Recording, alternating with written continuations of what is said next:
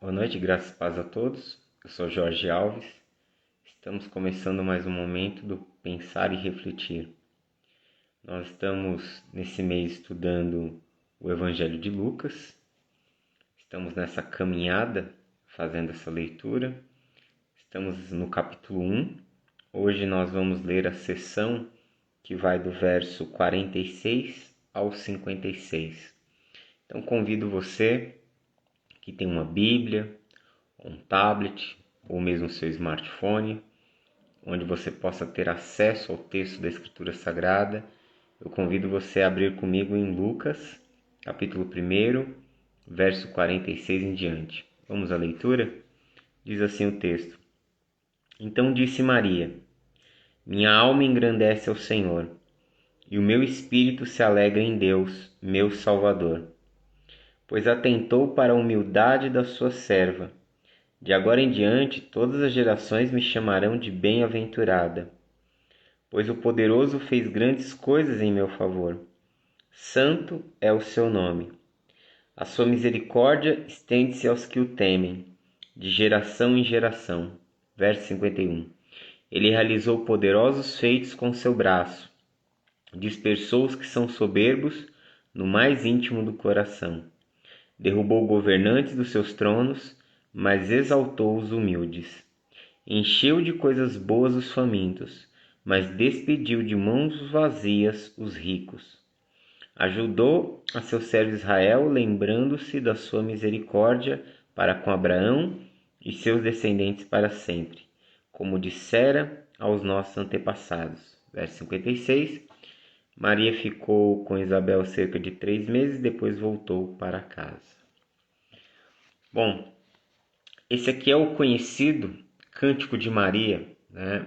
Ele é mais conhecido com o termo Magnificat, principalmente na tradição cristã católica. O termo Magnificat, né, ele é usado na tradução de Jerônimo, na tradução para o latim, que foi uma das versões que mais circulou na Idade Média.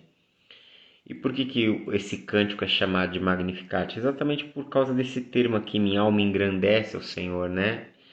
Louva ao Senhor, né? Dá louvores a Deus.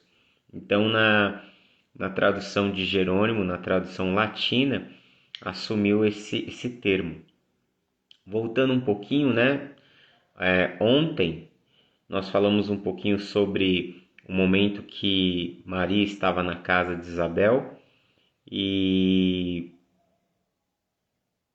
a necessidade que ela teve de ser amparada, de ser cuidada pela sua parente, né, de receber uma palavra, de receber apoio, já que ela estava vivendo um drama muito grande em sua vida, né?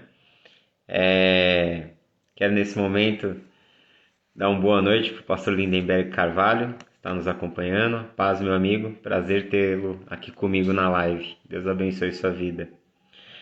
Voltando aqui para o texto, e após o momento em que Maria pôde estar com Isabel e ela, cheia do Espírito Santo, ela profetiza, ela faz um anúncio acerca do bebê que está no seu ventre, ela faz um anúncio dizendo quem ele era. E aí a gente precisa lembrar, foi o que eu falei ontem à noite, que fazia muito poucos dias que Maria tinha recebido a mensagem do anjo. Ou seja, não tinha nem um mês de gravidez. Então, não era algo visível, não era algo aparente. Mas, o momento em que Maria se aproximou e saudou Isabel, a criança que estava no ventre de Isabel, João Batista, isso ele já estava no 6º mês, ela já estava no 6º mês da gravidez, estremece, se move, se mexe dentro do seu ventre, a ponto dela ficar cheia do Espírito Santo e profetizar acerca do nascimento da criança, ou seja, revelar a grandeza daquele menino como sendo o Salvador. Então, diante disso, Maria ela escreve esse cântico, ela compõe esse cântico que ficou conhecido na tradição cristã como Magnificat. E esse cântico, exatamente, é tido como o primeiro hino cristão. É o primeiro hino no Novo Testamento. É o primeiro louvor, é a primeira liturgia de música cristã que se tem indício dentro do Novo Testamento. Então, a primeira a prestar um cântico de louvor a Cristo, a primeira a escrever um cântico de louvor a Cristo foi Maria. E ao escrever esse cântico, você vai ver que existe um paralelo muito grande com o cântico de Ana, lá no primeiro livro de Samuel. A mensagem que está aqui no texto, né, no Cântico de Maria, é muito próximo do que você vai encontrar no Cântico de Ana. Isso significa, isso nos mostra como Maria ela conhecia a tradição de Israel, a tradição bíblica de Israel, a tradição das Escrituras de Israel. Deus escolheu uma mulher piedosa, mesmo sendo muito jovem, uma jovem piedosa, uma jovem que amava Deus, que temia Deus. Logicamente, uma jovem que provavelmente, como eu disse ontem, seu pai era da tribo de Judá, mas sua mãe provavelmente da tribo de Levi. Ou seja, ela esteve exposta à tradução levítica, à tradição sacerdotal, de conhecer todas as histórias, de ser exposta ao texto da Torá, da Bíblia hebraica. Então Jesus nasce de uma jovem muito temente a Deus, de uma jovem muito piedosa e que conhece as histórias, que conhece as Escrituras.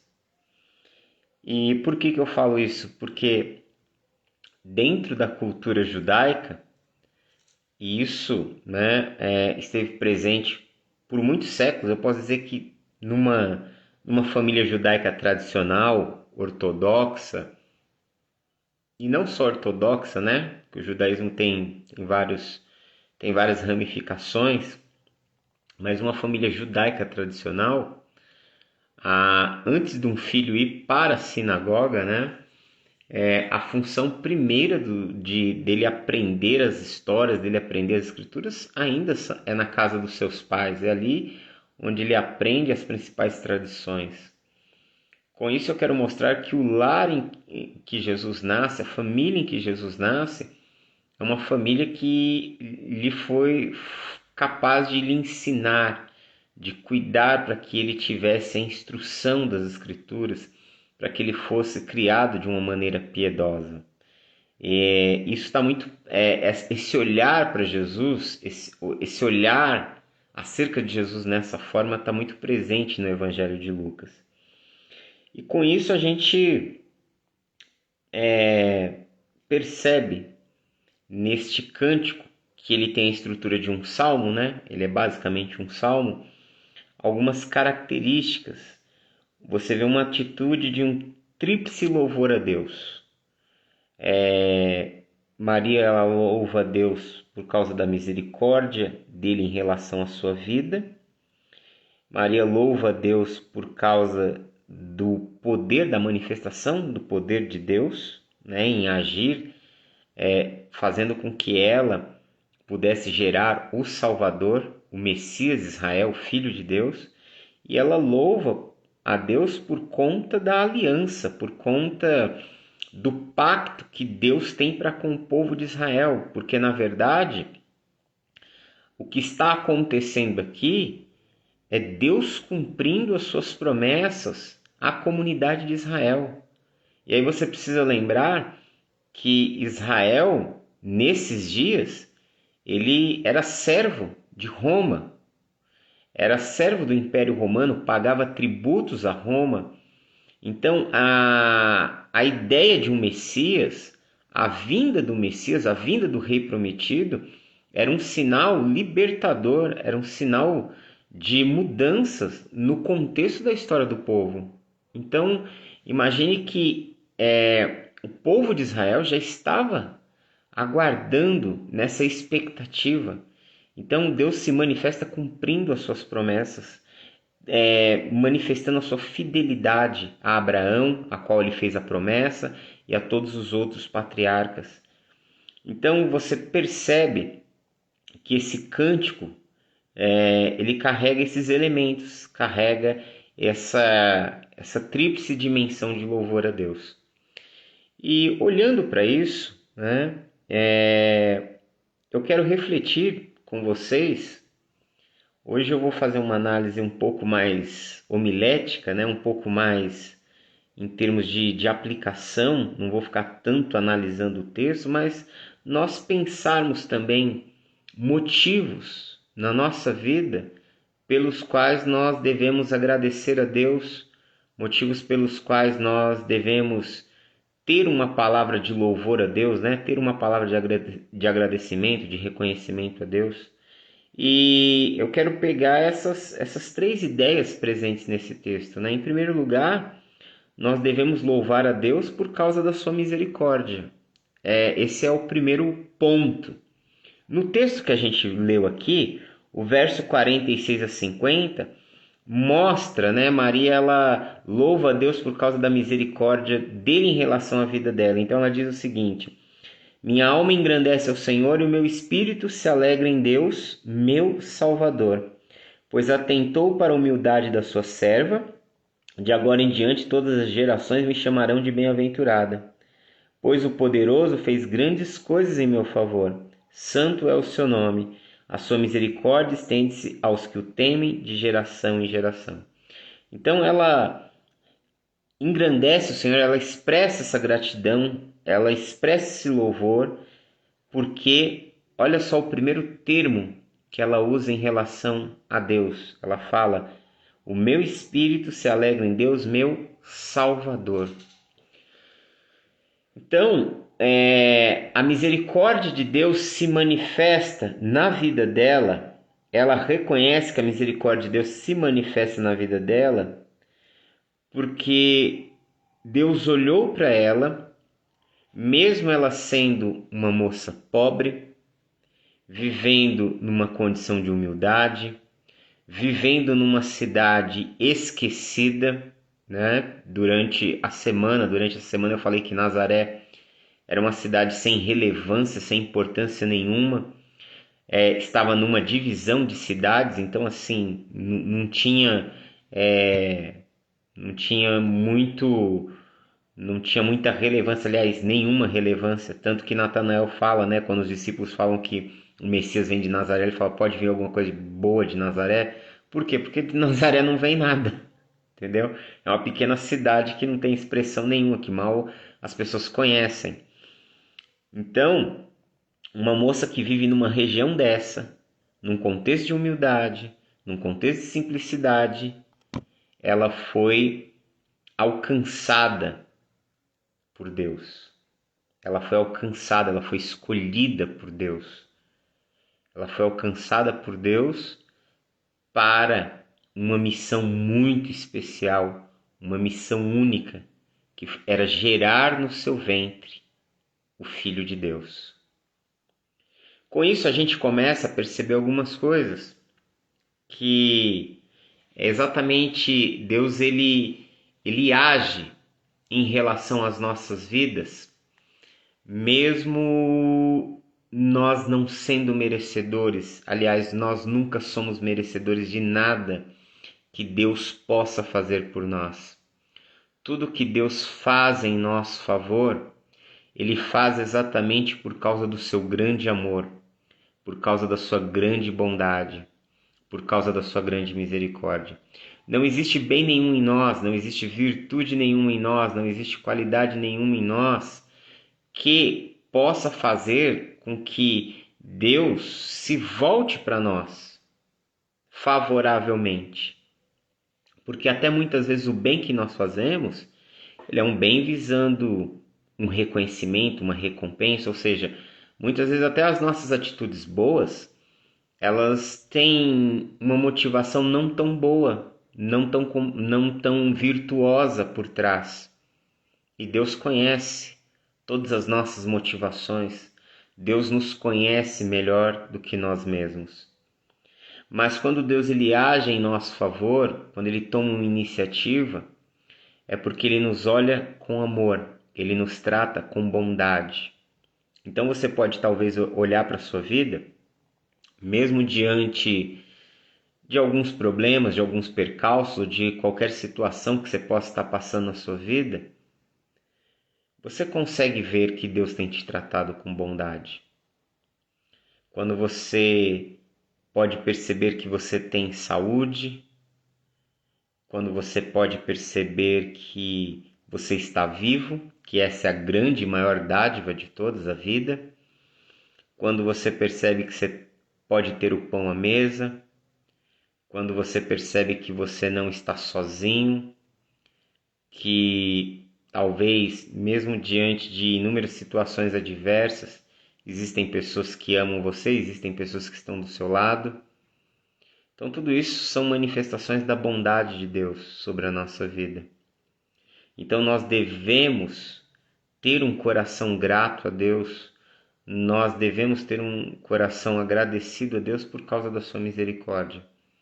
Porque todos os dias Ele permite o sol nascer sobre nós. Até o dia de hoje, você tem dia após dia experimentado a misericórdia de Deus sobre a sua vida. Até o dia de hoje, você tem experimentado o amor de Deus sobre a sua vida. E certamente você continuará a experimentar, porque o nosso Deus ele é fiel. O Deus e Pai de nosso Senhor Jesus Cristo é um Deus de bondade, é um Deus de misericórdia, é um Deus de graça. Maria o louva porque reconhece nele que ele é o seu Salvador, ou seja, que ele é aquele que não deixou que ela ficasse numa situação de vergonha sobre a sua vida. Veja só, Maria ela está escrevendo esse cântico de celebração e de louvor a Deus, mesmo sabendo que ela vai enfrentar situações difíceis na sua vida. Ela está grávida, ainda não é aparente aqui, né? Está nas primeiras semanas, mas ela está grávida. Ela foi engravidada de uma maneira sobrenatural, como a gente leu no texto de Lucas, né, no verso 35, que o Espírito do Senhor veio sobre ela, envolveu com a presença, com a sua glória e gerou o Filho de Deus nela. Ela vai enfrentar a sociedade dos seus dias.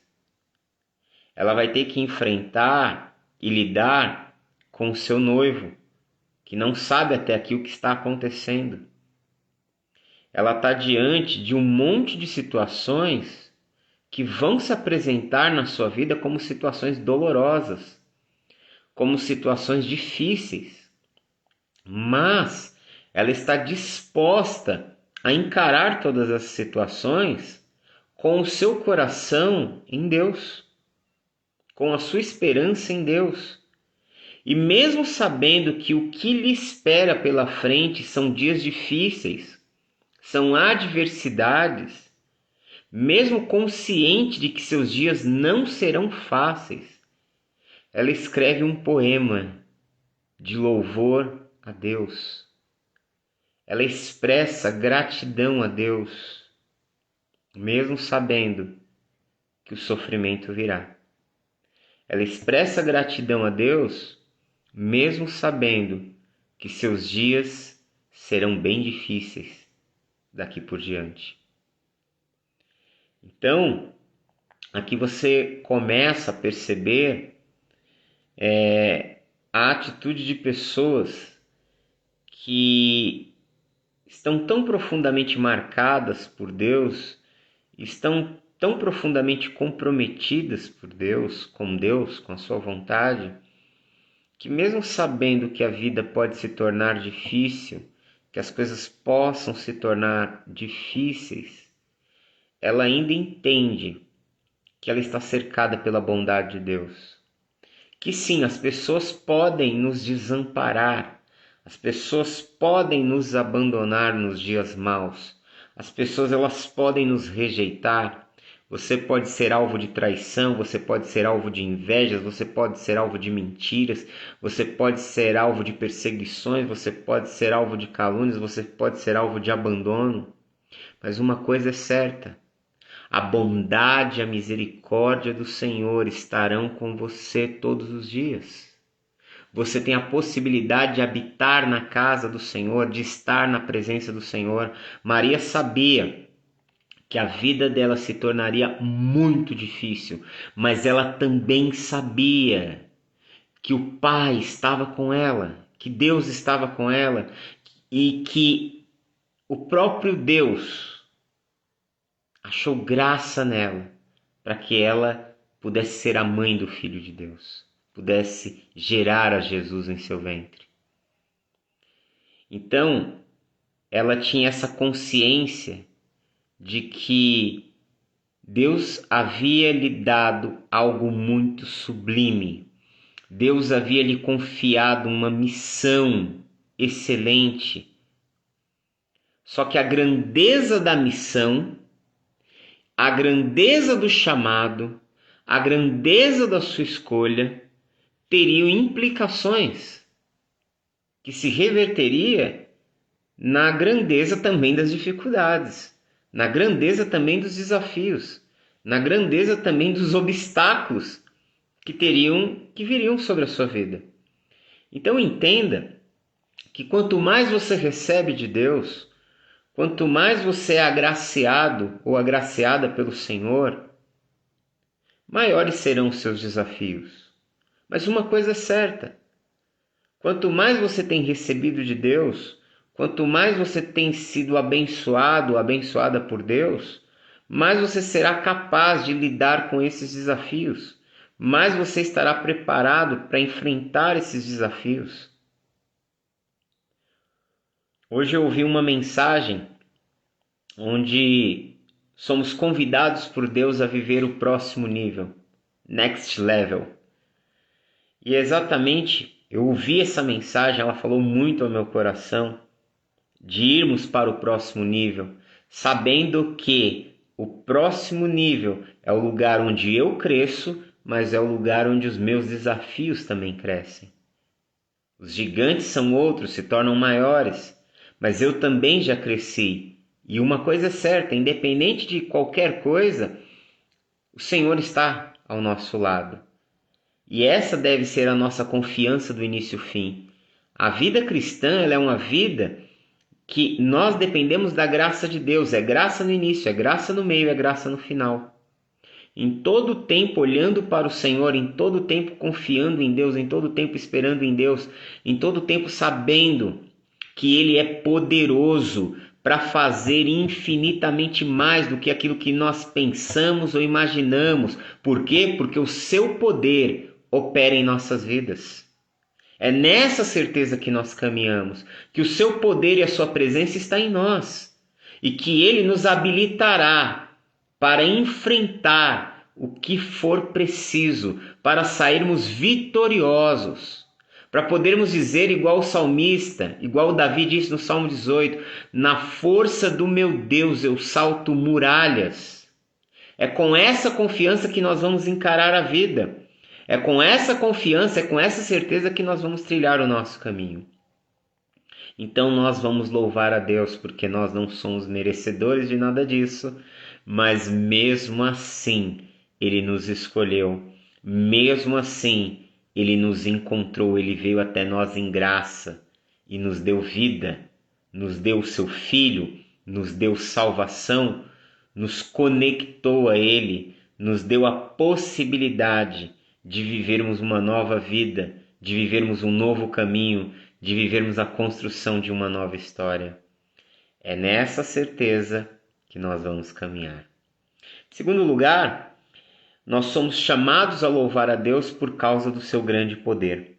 O verso 51 a 53 diz assim: Ele realizou poderosos feitos com o seu braço, dispersou os que são soberbos no mais íntimo do coração, derrubou governantes dos seus tronos, mas exaltou os humildes, encheu de coisas boas os famintos, mas despediu de mãos vazias os ricos.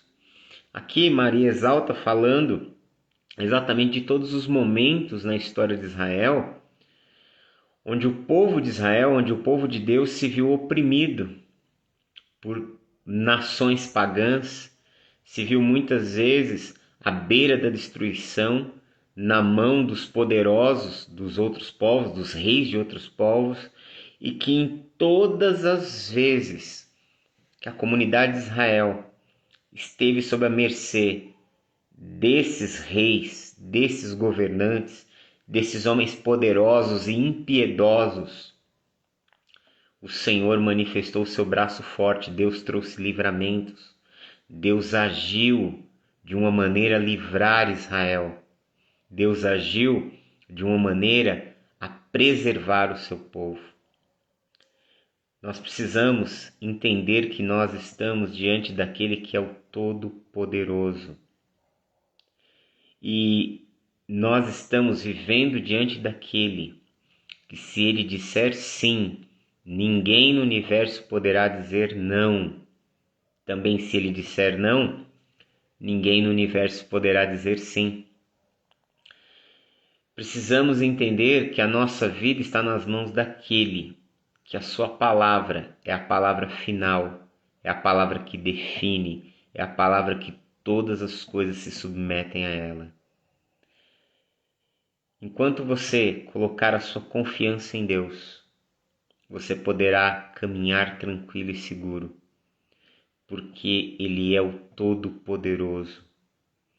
E que em todas as vezes que você estiver vivendo situações que elas parecem ser destrutivas, que elas se levantam como que para tentar destruir a sua vida, você pode ter certeza que você vai se voltar para o Senhor e o Senhor vai agir com um livramento sobre a sua vida.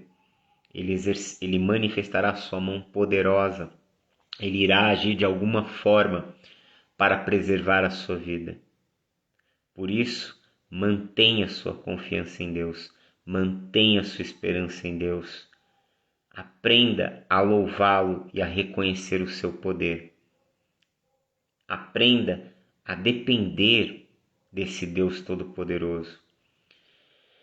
Porque boa parte do tempo na nossa vida, nós tentamos resolver as coisas do nosso jeito.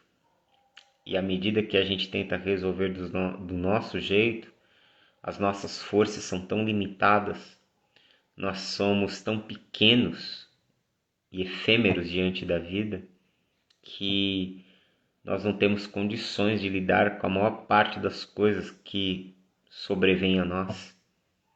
Mas quando nós confiamos em Deus e no seu poder, nós podemos ter essa esperança, essa certeza de que da parte dele haverá livramento, da parte dele ele agirá de uma forma a guardar a nossa vida, a manifestar a sua misericórdia. Então descanse em Deus. Terceira razão pela qual nós devemos louvar ao Senhor, por causa da sua fidelidade. O verso 54 e 55 diz: o Senhor ajudou seu servo, Israel, lembrando-se da sua misericórdia para com Abraão e seus descendentes para sempre, como dissera aos nossos antepassados. Nós podemos descansar na fidelidade de Deus. Olha só o que diz: ajudou o seu servo Israel, lembrando-se da sua misericórdia para com Abraão. A palavra servo aqui, tudo bem que quando Maria escreveu, né, eu já tenho dito isso aqui nas nossas lives, toda a fala deles, né, Jesus, Maria, todos os personagens aqui, né, todas as pessoas do texto, a fala deles naqueles dias era em aramaico. Então, provavelmente, o texto de Maria aqui foi escrito em aramaico. Mas a versão grega de Lucas, né? Porque Lucas, ele que escreve esse texto aqui, então ele escreve no grego. Então, quando ele usa aqui, ajudou o seu servo Israel, a palavra servo aqui, que é paidos no grego, na verdade significa filho. É como se Lucas estivesse dizendo assim: o Senhor ajudou Israel como se fosse um filho. Deus teve misericórdia da nação de Israel, Deus se compadeceu da nação de Israel, assim como um pai se compadece do seu filho. Ou seja, qual é a atitude de um pai ou de uma mãe para com o filho? Quando um pai ou uma mãe vê o seu filho em necessidade, quando os pais veem os seus filhos passando por problemas ou tristes, o coração dos pais se quebranta, os pais se comovem e eles fazem o quê? Via de regra, né? Via de regra fazem isso, via de regra sentem isso, e aí eles vão ao encontro dos filhos para socorrê-los, para ajudá-los. Ou seja, Deus se compadece de nós como sendo seus filhos. O amor de Deus para com nós, para com a nossa vida, é o amor de um pai para com o filho, aliás, muito mais pleno e muito mais perfeito, né? Eu costumo dizer que o conceito de paternidade ele surge em Deus e toda paternidade ou maternidade nesse mundo é um reflexo, né? Às vezes um reflexo é até um pouco embaçado desse conceito de paternidade que existe em Deus. Mas Deus nos trata como filhos. Você é um filho, é uma filha do Pai. E Ele vai agir, e Ele tem agido com bondade. Essa é a nossa certeza. E ele fala que ajudou seu servo Israel, lembrando-se do quê? Da sua misericórdia para com Abraão e sua descendência. Ou seja, Maria ela fala, o Senhor tem agido em relação ao povo de Israel por causa da aliança, por causa da sua promessa que o Senhor fez a Abraão. Então, Deus se mostra fiel a Abraão. Aqui, Abraão já não existe há pelo menos 1500 anos. Abraão já não estava mais há 1500 anos entre o povo de Israel, mas Deus ainda se lembrava das suas promessas, porque Deus é fiel à sua palavra, Deus é fiel às suas promessas.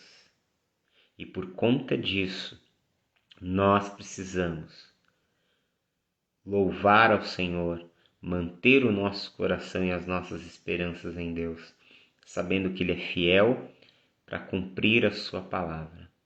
A palavra dos homens haverá de cair. A palavra dos homens, muitas vezes eles dizem sim de manhã e não à tarde. O caráter das pessoas é um caráter mutável. As pessoas e a vida humana está sujeita às mudanças até por conta das condições, até por conta do contexto da vida. Não existe um ser humano que ele consiga dizer algo e permanecer naquele algo para sempre, porque a vida ela passa por ciclos e nesses ciclos pode acontecer inúmeras coisas, ou seja, muitas das nossas decisões, por mais que a gente espera que aconteça de uma determinada forma, nós não temos a garantia que vai acontecer daquela forma, porque nós não sabemos como será o dia de amanhã. Se alguém disser para você, em tal tempo, daqui a tantos meses eu farei isso por você. A intenção da pessoa é fazer isso. Agora, se ela vai fazer, se ela vai conseguir fazer, é uma outra história. Porque pode, nesse período, acontecer inúmeras situações, ela pode nem estar viva.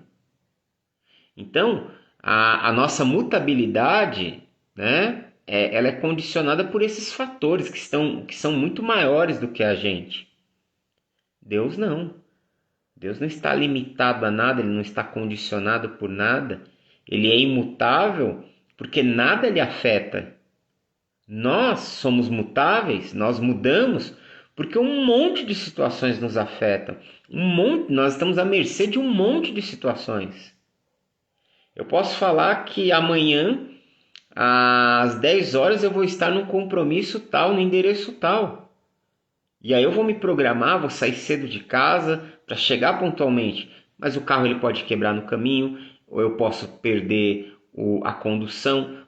Pode acontecer N coisas, fatores das quais eu não tenho controle. E esses fatores dos quais eu não tenho controle vão alterar meu resultado. Agora, Deus não está condicionado a isso. Ele é imutável, ele permanece imutável, porque nada pode lhe afetar, porque nada pode mudar a sua rota, nada pode mudar aquilo que ele determina, nada pode mudar aquilo que ele fala. Quando Deus fala, não são palavras, são decretos. Aquilo que ele fala aquilo que ele fala vai acontecer exatamente da forma como ele falou.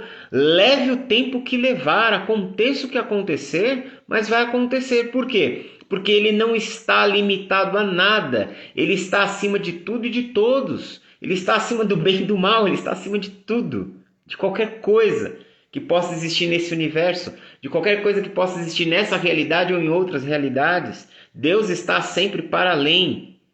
Por isso que ele permanece fiel. Ele é fiel à sua palavra, ele é fiel às suas promessas, e aquilo que ele fala, ele cumpre. Por isso a Escritura diz que Deus não é o homem para que minta, nem o filho do homem para que se arrependa. Ele falando, sua palavra certamente se cumprirá. Então, é nesta fidelidade de Deus, é nesta fidelidade que ele tem em relação às suas promessas, que nós podemos e devemos descansar. E é porque ele é fiel, fiel ao seu povo, fiel àqueles que têm uma aliança com eles, fiel àqueles que caminham com ele, fiel àqueles que o amam. Porque ele é fiel, nós podemos e devemos louvar, agradecer e descansar. Então, os 3 motivos pelos quais nós devemos louvar e agradecer ao Senhor: por causa da sua misericórdia, porque todos os dias ele nos trata com bondade, porque ele nos alcançou com a sua salvação, porque ele está sempre presente ao nosso lado nos socorrendo. Por causa nós devemos louvá-lo por causa do seu poder, porque ele é o Todo-Poderoso, porque todas as coisas, a minha, a sua vida, a nossa história estão nas mãos dele. E ele pode todas as coisas. E em terceiro lugar, por causa da sua fidelidade, porque ele é fiel às suas promessas, porque ele não muda, porque ele não pode ser afetado, e tudo aquilo que ele disse, certamente ele irá cumprir. Amém? Vamos orar? Pai, nós queremos te bendizer e te louvar por esse tempo aqui reunidos, pela tua presença. Quero te louvar, Senhor, pela tua fidelidade, pelo teu amor, e que nós possamos, Senhor, ter esse tríplice louvor em nossos corações.